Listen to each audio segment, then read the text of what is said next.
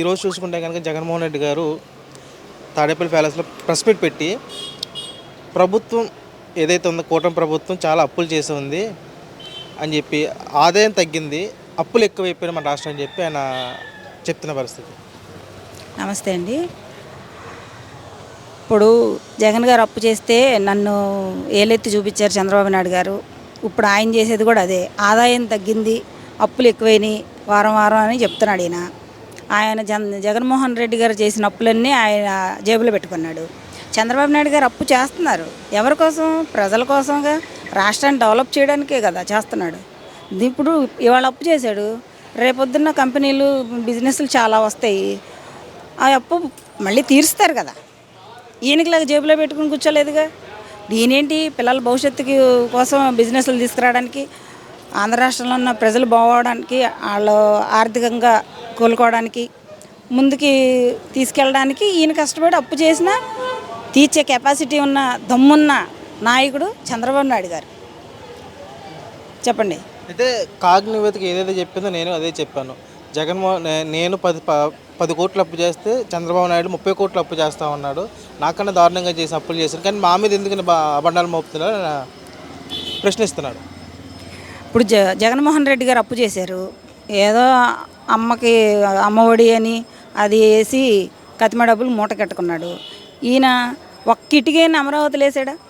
రాష్ట్రంలో ఇప్పుడు ఇల్లులు ఎవరికన్నా కట్టాడా? స్థలాలు ఇచ్చామన్నాడు, ఎక్కడ ఇచ్చాడో తెలియదు, అవి ఎక్కడ ఉన్నాయో తెలియదు. పేర్లు అయితే ఆన్లైన్లో చూపించాడు, ఒకటి డెవలప్ చేయాల. ఇప్పుడు చంద్రబాబు నాయుడు గారు అప్పు చేస్తున్నారు. ఇప్పుడు ఇల్లు లేని వాళ్ళందరికీ ఈ ఉగాదికి అందరికీ ప్రతి ఒక్కరికి ఇల్లు ఉండాలి, ఇల్లు లేని వాళ్ళు ఉండకూడదు అని అన్నారు. అదొకటి ముందు, అది భవిష్యత్తు మా భవిష్యత్తులో ఉపయోగపడేదేగా. ఇప్పుడు పిల్లల చదువులు ఎడ్యుకేషన్ పరంగా చూస్తున్నారు. హాస్టల్స్ ఏంటి, ఈ గవర్నమెంట్ హాస్టల్స్లో ఉన్న పిల్లలకి ఫుడ్ ఎలా ఉంది ఏంటి అన్నది అది మంచిగా చూస్తున్నారు, రన్నింగ్లో ఉన్నాయి. తర్వాత ఆటో వాళ్ళకి డబ్బులు వేశారు, కారు వాళ్ళకి డబ్బులు వేశారు, మాకు ఏమో గ్యాస్ బండ్లు ఫ్రీ ఇచ్చారు, శ్రీశక్తి బస్సు ఫ్రీగా పెట్టారు, తర్వాత తల్లికి వందనం వేశారు. మరి అమరావతి డెవలప్ చేస్తున్నాడు. మొన్న బిల్గేట్స్ వచ్చారు. దేనికి వచ్చారండి? ఈయన దగ్గరగా అప్పులు ఇవ్వడానికి వచ్చారా? పెట్టుబడి పెట్టి ఇక్కడ బిజినెస్లు డెవలప్ చేసి, ఆంధ్రాని డెవలప్ చేసి ఇంకా బిజినెస్లు పెంచుదామని వచ్చారా? పిచ్చివాగుడు వాగుతూ ఉంటాడు ఆ సైకోగాడు. బుర్రలు ఆడికి చిప్పు దబ్బింది, ఏం మాట్లాడాలో తెలియక మాట్లాడుతూ ఉంటాడు. అంటే చేసినంత తప్పులు చేసింది కూటమి ప్రభుత్వం అయితే కనుక నిందలు మావిందికి వేస్తానని చెప్పి తిరిగి ప్రశ్నిస్తూ ఉన్నారు. ఏం తప్పు చేశారు? ఏం తప్పు చేశారు? రాష్ట్రాన్ని డెవలప్ చేయడం తప్ప, అమరావతిని ఇంకా పెంచడం తప్ప, బిజినెస్లు తేవడం తప్ప, ఈ పిల్లలు ఎడ్యుకేషన్ పరంగా డెవలప్ చేయడం తప్ప, మహిళల్ని గౌరవించి చూసుకోవడం తప్ప ఏం తప్పు? తప్పు అంటే ఏంటి ఆయన ఉద్దేశంలో మాకు అర్థం కాల. అంటే అభివృద్ధి చేయడం తప్పు అంటారు. మరి అంతే కదా. ఇప్పుడు అమరావతి డెవలప్ చేస్తున్నాడు, ఇప్పుడు ఏపీ డెవలప్ అవుతుంది. ఆయన దృష్టిలో అది తప్పే. ఎందుకంటే ఆయన 5 సంవత్సరాలు ఉన్నప్పుడు ఏం డెవలప్ చేయలేకపోయాడు కదా. అది మనం చేయలేని పని ఇంకొకళ్ళు చేస్తే అది తప్పుగానే కనపడిద్ది మనకి. ఇప్పుడు జగన్మోహన్ రెడ్డికి అలాగే కనపడుతుంది. అంటే రీసెంట్లీ మొన్న మహిళా దినోత్సవం రోజున నగర మాజీ ఎమ్మెల్యే గారైన రోజా సెల్వమణి గారు ఒక వ్యాఖ్యత చేశారు. మన అనిత గారిని, హోమ్ మినిస్టర్ అనిత గారిని. అనిత గారు రీల్స్ చేస్తున్నారు, ఆటలు ఆడుతున్నారు, డ్యాన్సులు వేస్తున్నారు, ఎన్ని చేస్తున్నారు, ప్రజా పరిపాలన చేయడం మానేశారు. మీకు అధికారం ఇచ్చింది ప్రజలకు పాలించడానికి, ప్రజలు సేవ చేయడానికి, అంతేగాని మీరు ఇష్టం వచ్చినట్టు అందరం ఆడతాను కాదని చెప్పి ఆయన తీవ్రంగా విమర్శించడం జరిగింది.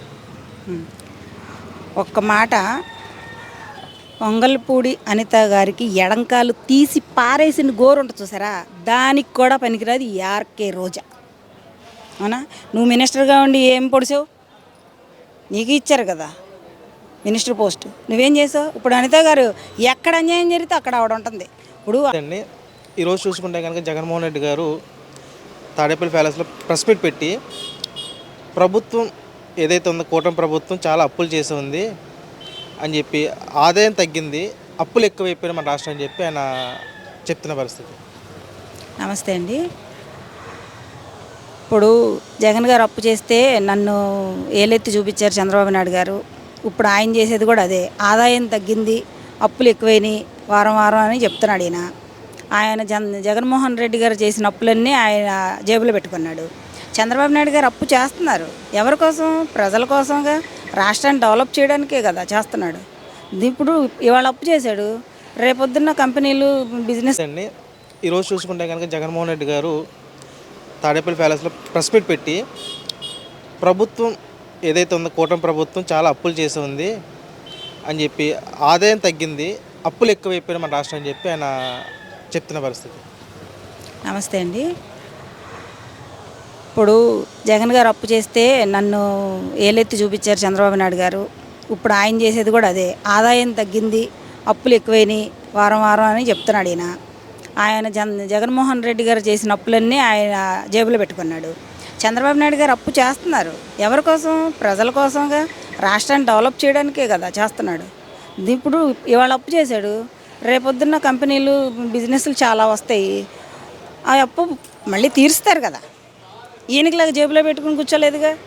ఈయనేంటి పిల్లల భవిష్యత్తుకి కోసం బిజినెస్లు తీసుకురావడానికి, ఆంధ్ర రాష్ట్రంలో ఉన్న ప్రజలు బాగోవడానికి, వాళ్ళు ఆర్థికంగా కోలుకోవడానికి, ముందుకి తీసుకెళ్ళడానికి ఈయన కష్టపడి అప్పు చేసినా తీర్చే కెపాసిటీ అండి, ఈరోజు చూసుకుంటే కనుక జగన్మోహన్ రెడ్డి గారు తాడేపల్లి ప్యాలెస్లో ప్రెస్ మీట్ పెట్టి, ప్రభుత్వం ఏదైతే ఉందో కూటమి ప్రభుత్వం చాలా అప్పులు చేసి ఉంది అని చెప్పి, ఆదాయం తగ్గింది, అప్పులు ఎక్కువైపోయినాయి మన రాష్ట్రం అని చెప్పి ఆయన చెప్తున్న పరిస్థితి.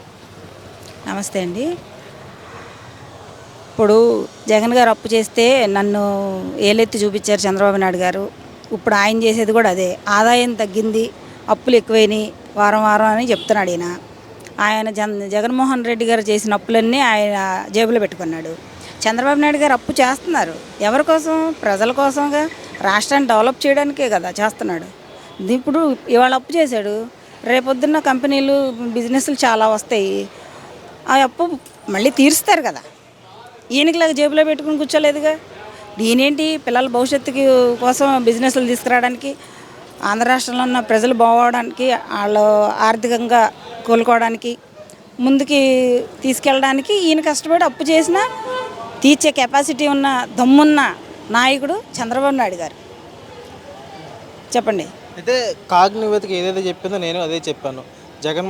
నేను 10 కోట్లు అప్పు చేస్తే చంద్రబాబు నాయుడు 30 కోట్లు అప్పు చేస్తా ఉన్నాడు, నాకన్నా దారుణంగా చేసి అప్పులు చేశాను, కానీ మా మీద ఎందుకని అబండాలు మోపుతున్నాడు ప్రశ్నిస్తున్నాడు.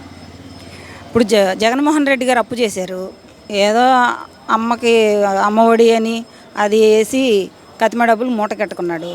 ఈయన ఒక్క ఇటుకైనా అమరావతిలో వేసాడా? రాష్ట్రంలో ఇప్పుడు ఇల్లులు ఎవరికన్నా కట్టాడా?